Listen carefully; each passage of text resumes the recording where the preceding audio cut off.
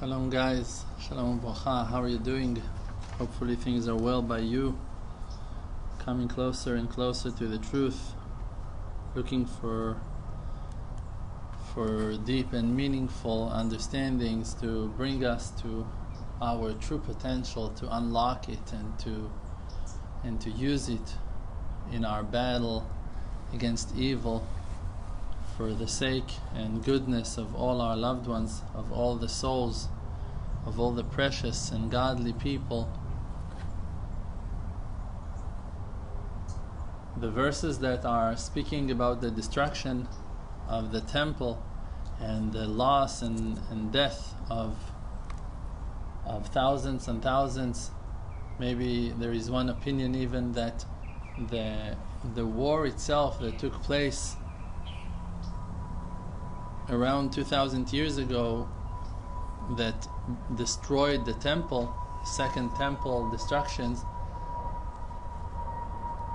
the number of people who died, Jewish people, Israeli people, Jewish people who died, was around 1 million people. So we're talking about a destruction that started with a very bad war, horrible war, and since that day many spiritual things we've lost. And the main thing that we lost, the distraction, the spiritual destruction, is the loss of faith, and the spiritual loss is the outcome of the physical one. The physical one is an outcome of the spiritual sin, the violations that we committed in the generation of the temple and ahead of that and before that day. And again, those violations, the sins that we committed, the violations were also the results of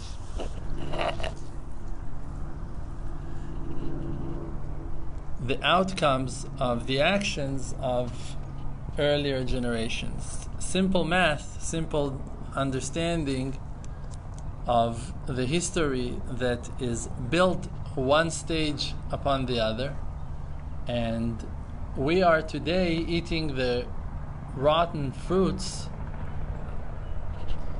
from the deeds and actions of our grandparents and our parents and our great-grandparents. And this is a never-ending story until one day a generation will come and will put an end to this craziness and will decide to change his ways and really to connect to the truth, instead of just faking reality of being spiritual and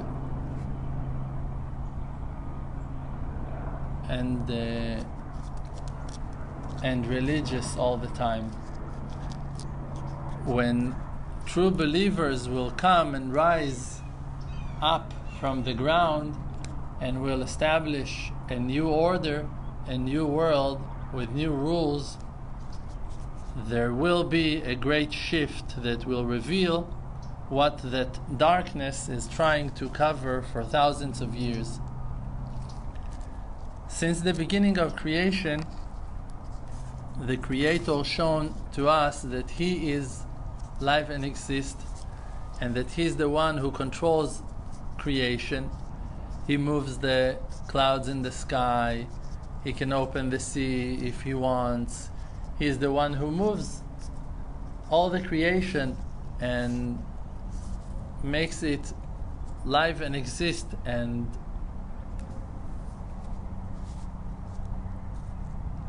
so beautiful. And in the same time,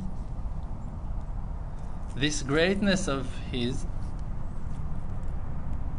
is being hidden under coverings and coverings of nature that are blocking our eyes and our mind from reaching Him as a being, as a person, as someone that we can convince and talk out of judgments and decrees and pain that we are experiencing.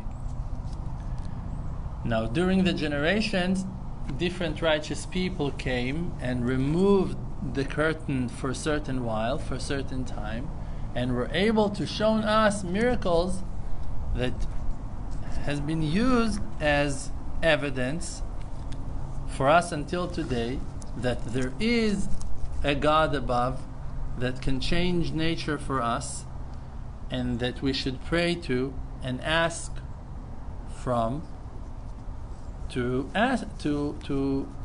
redeem us, to show us His greatness and His enormous power. But the majority of people are keeping that faith in a very, very low fire, with very short, low amount of energy, and just keeping themselves inside a certain zone that they will define as the zone of believers, inside the borders that they will define as borders of holiness and purity, when in reality they don't really live spiritual life, and they don't really enjoy the blessing of heaven, and their prayers are not being answered on daily basis like potentially they should.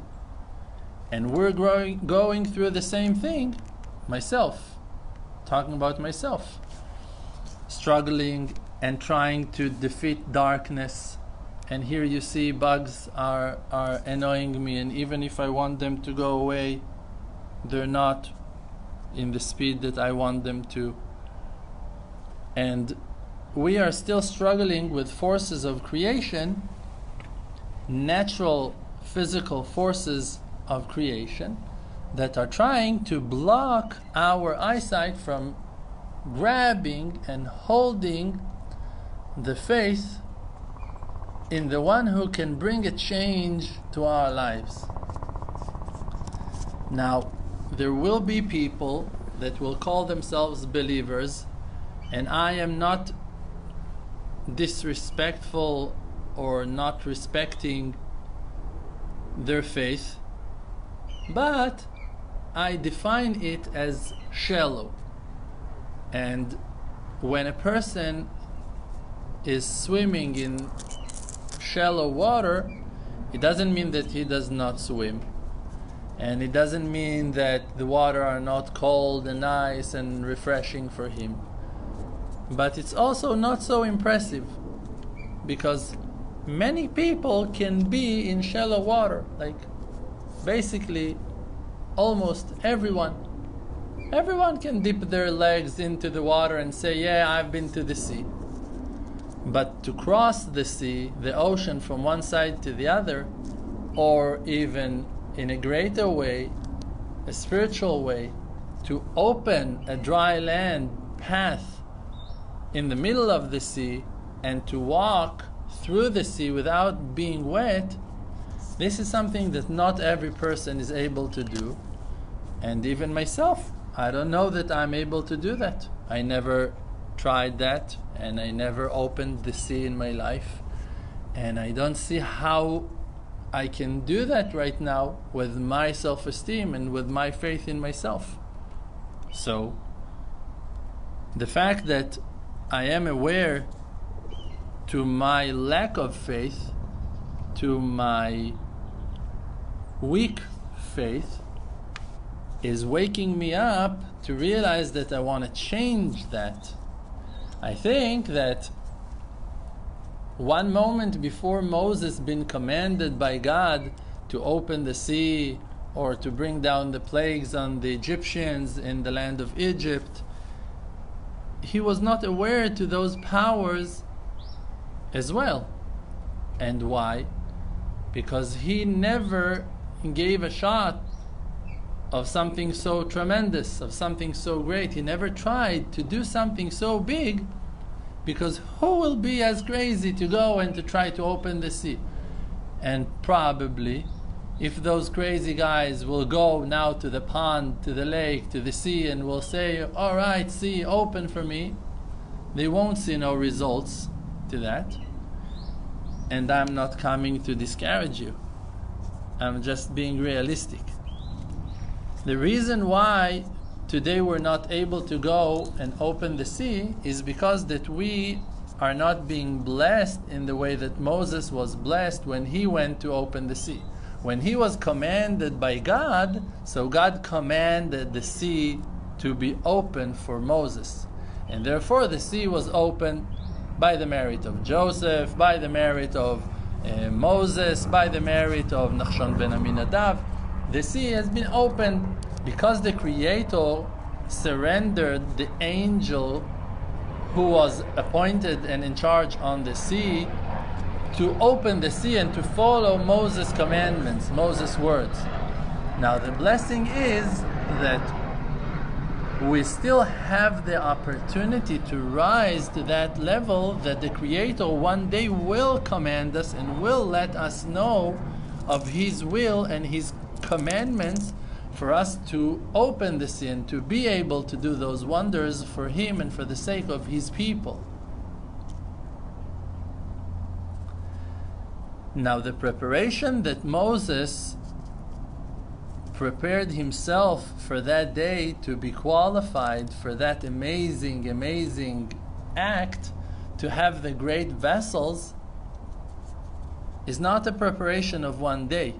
It's not a decision that Moses took one day and went out to tell Pharaoh, let my people go. No. It was years on years, tens of years of deep meditation and an inner preparation, committing himself completely, nullifying himself completely to the divine will of heaven, to do whatever God wants him to do in every corner and angle and aspect and intersection of his life, every step of the way. And when he achieved a certain perfection in that process, then the Creator revealed himself to him in a greater way, in a way that gave Moses the power to make physical wonders. But that great moment came only after years of dedication. Now, we, thank God, are blessed with the fact that many of our ancestors, of our great parents, were very righteous and very pure, and they themselves prepared huge spiritual treasures for us to work with in those dark days that we live our lives today in.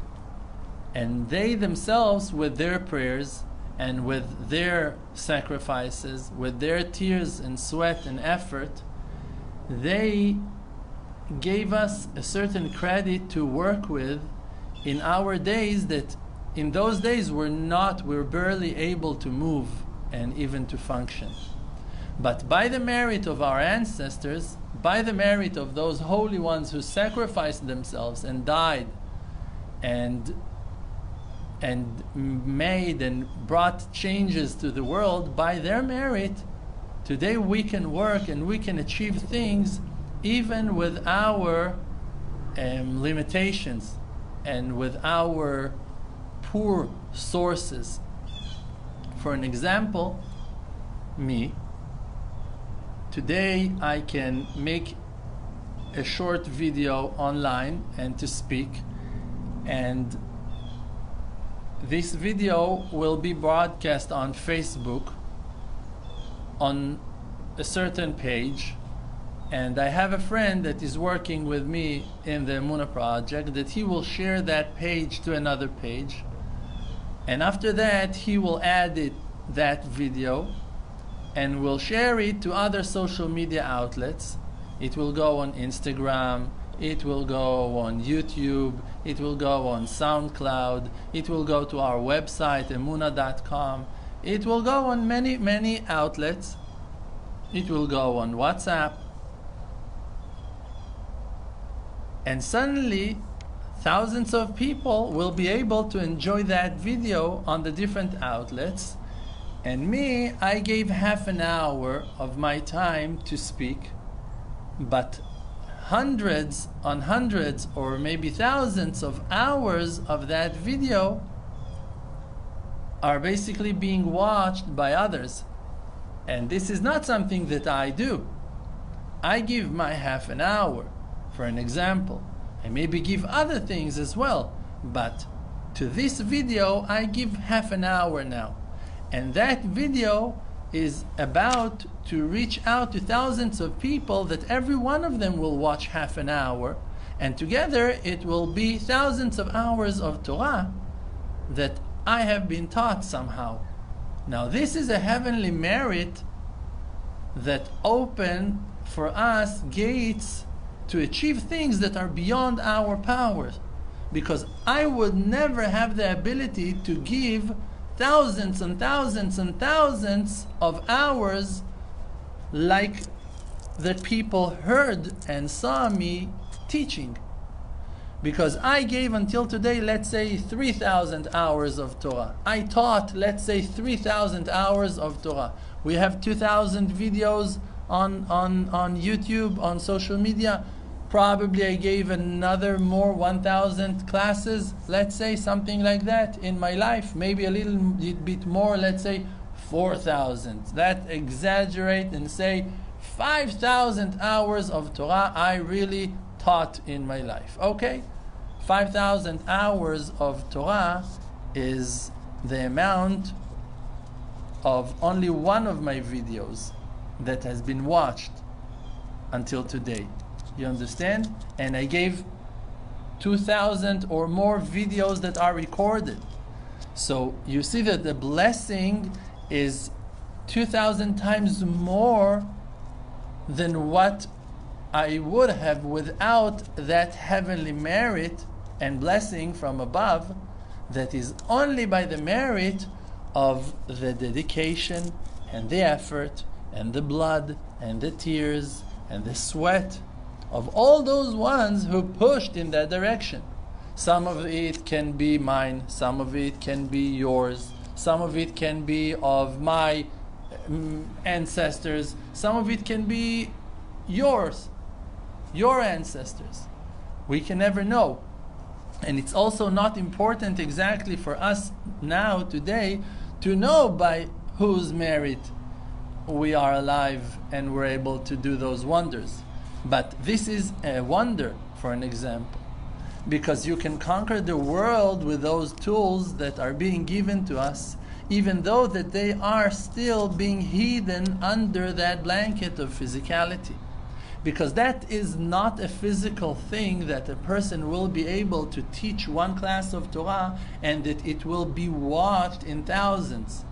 It's not a physical thing.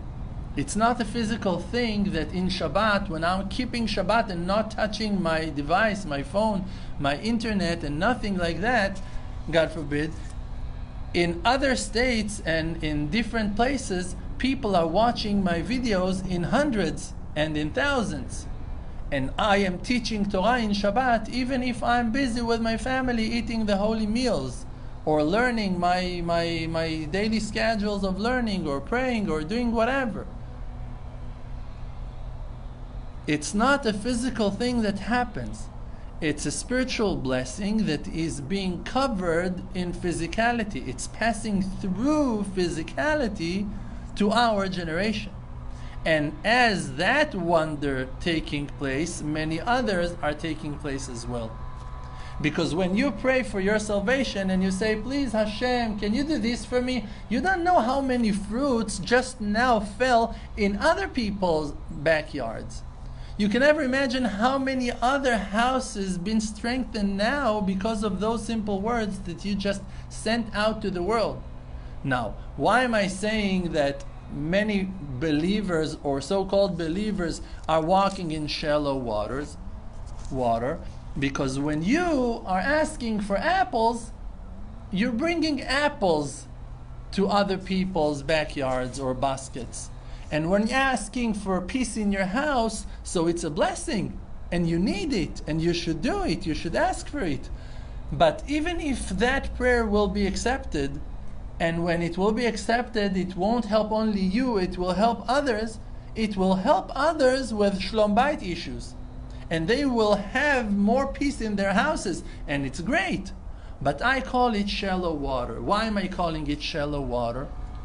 Because if, let's say that person now been blessed with peace in his house, and now his wife, she loves him, and everything is great between them, and he loves her, and they feel so overwhelmed with that enormous love, but suddenly they're receiving a letter to the house that they lost their property. So how that blessing of having peace in the house will help them to gain their property back? Or let's say that suddenly they're going to hear that someone died, a relative passed away, or that one of their loved ones is very, very sick or ill or weak. How that blessing of having a great love between them going to heal that guy or going to revive the dead? It won't. So you see that it's still shallow because it's not covering fully for everything that is underwater, that is under the blessing of heaven. And this is why we should stop praying for small things, or at least we should try to elevate our prayers to a greater range of blessing that will take place in the life of our generation. So, for an example, if there is a creator that we believe in, and we know that he promised us that in the days of redemption we will see all wonders.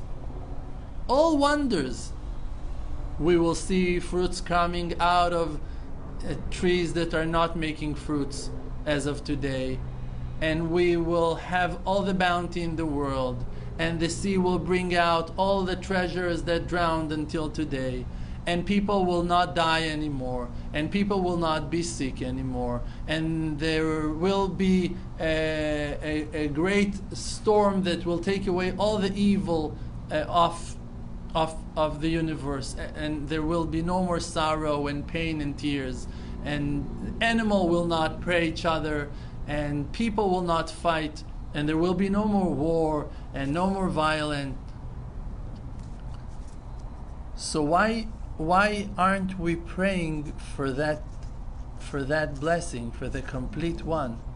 Why aren't we praying for the complete redemption to take place? Why aren't we forcing with all our power the Creator to cancel death from the world?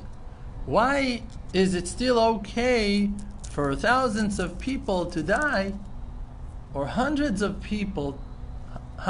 thousands of people to die on daily basis, just because we're not experiencing it today?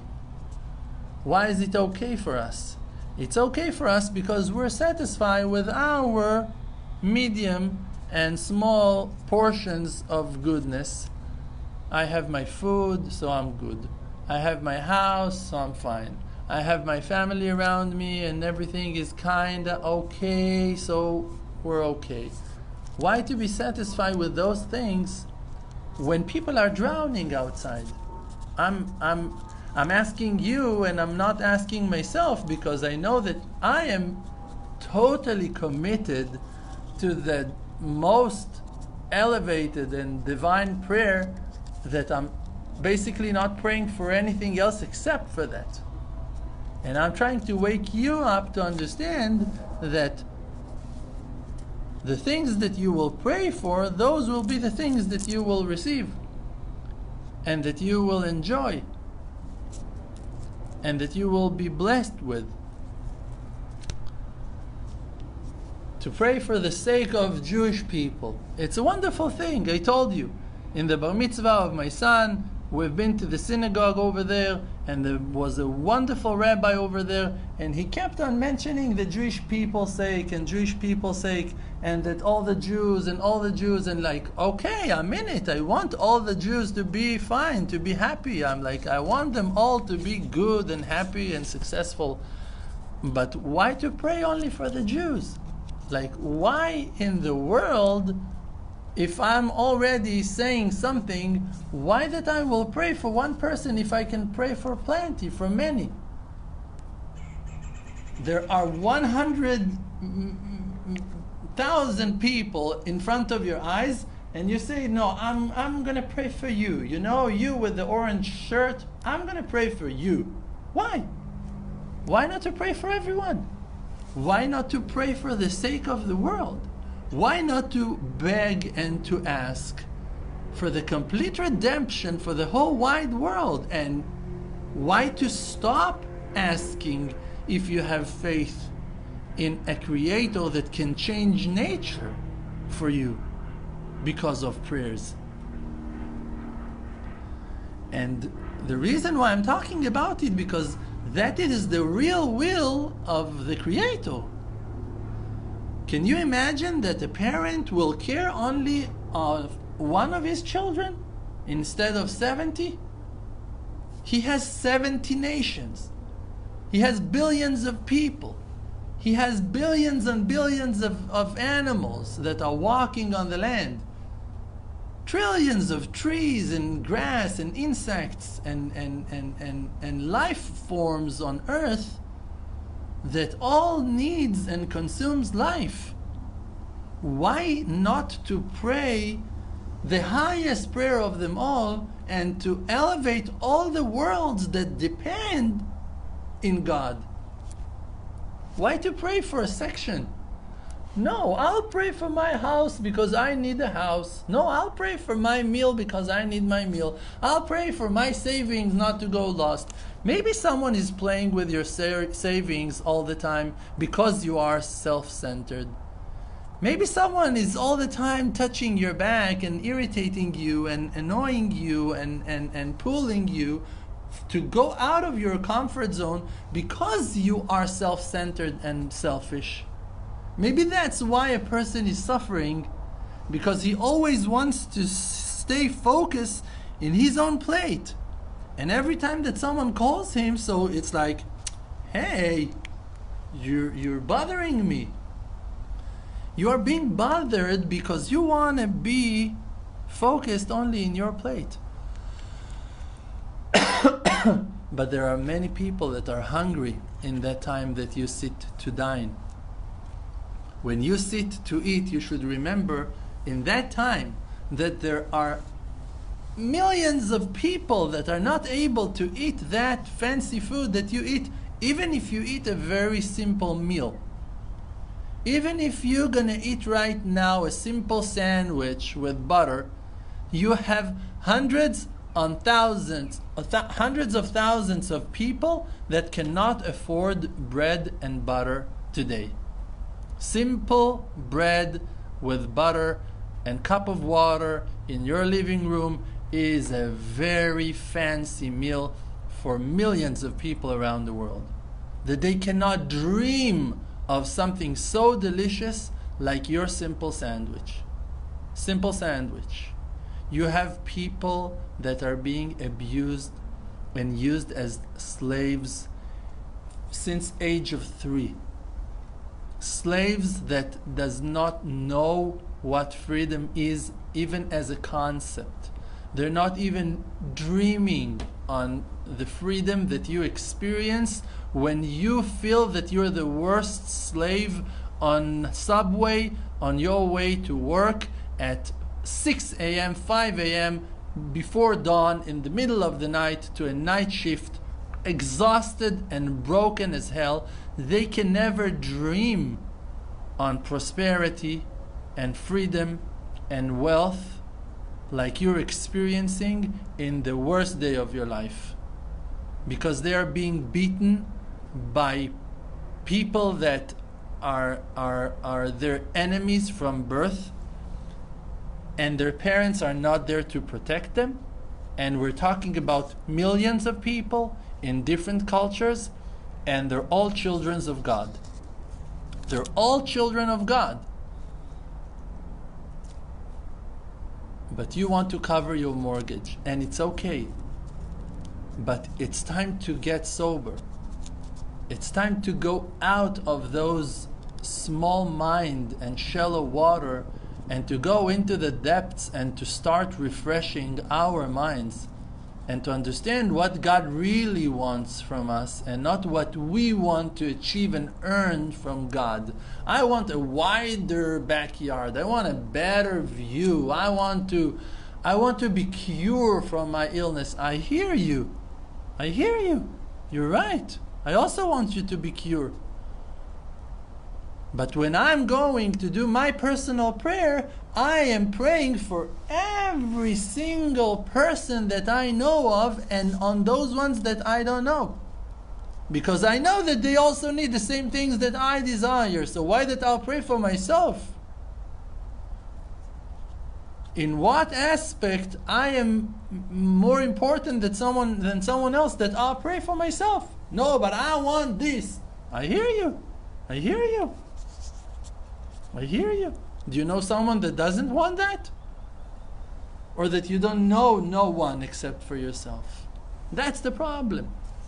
That our mind is focused on our own selfish will, and that is the bubble that we need to break out from. That's our prison. Our prison is that we are telling ourselves stories on daily basis. The Muslims, they're telling themselves that they are better than the Christians and the Jews because they're Muslim. And the Christians are telling themselves that they are better than the Muslims and the Jews because they're Christian. And obviously the Jewish people are telling themselves that they are better than anyone else because they're Jewish. And the Hindus for sure are going to think the same. Everyone cares about himself and feels that he's the right one and he's the pure one and he's enjoying the highest, most elevated, purest in quality and quantity materia and knowledge that came straight from the heavenly messenger. Come on, guys, wake up to reality. Like, until when you're going to be so self-centered to think that you're better than someone else because of Moses or because of Muhammad or because of Jesus? Why do you think that the fact that Muhammad was Muhammad is changing something about you? If you're acting like an animal, you can be from the most, I don't know which holiest, most important family in the Jewish quarter, in the old city of Jerusalem. It doesn't give you no authority to be above someone or to think that you're better than him. You're just a piece of earth that is not using the tools and power that you've been blessed with from heaven in a proper way. That's the maximum of your definition, is that you're not using the tools properly. If you want to use the tools properly, you need to work hard on your attributes, on your traits, to become a caring person and a loving person. Now, we must share those videos with people. And if you push the share button on your Facebook, or if you send the link to your friends on like if you copy the link on YouTube or whatever, which outlet you watch, and you share it, it's good. But again, it's not enough. It's not enough because you're going to reach your 50 friends or your 100 friends or your 1,000 friends if you're all day long busy with having friends on social media. So you're going to reach 1,000 people. But there are millions and millions of people that are thirsty right now for those kind of words, and they need to hear it, and they need to see it, and they need also to have a chance to change their life in a positive way. And how you're going to do that, that's your problem. You need to think about it. I know that I do every single thing that I can come up with all day long, 7 days a week, 30 days a month, 365 days a year, to distribute the light that is shining from within my soul. And I cross the country for that, and I uproot my own family from our homeland and work in a foreign land for that purpose and cause, and all the sources and all the funds and all the money that we have and had always was invested into this project for that sake, that you will be able to enjoy wisdom that will give you life. I hope you understand that, and that you will pray for those annoying bugs to stop disturbing me when I try to give my classes. And may the Creator hear our prayer and roar and requests and answer them immediately, and we're going to enjoy the resurrection of the dead and the reviving of the lost culture of our ancestors.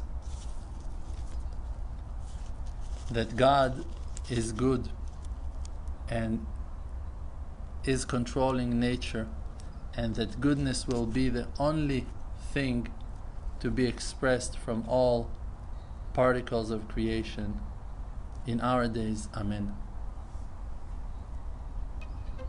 The world does not exist because Olam Milshon Ne'elem, the world is just blocking the light of truth. The world called Alma Deshika, world of light, is just a fake. We're just inside of an illusion. It's just a fake. We're just inside of an illusion. We're just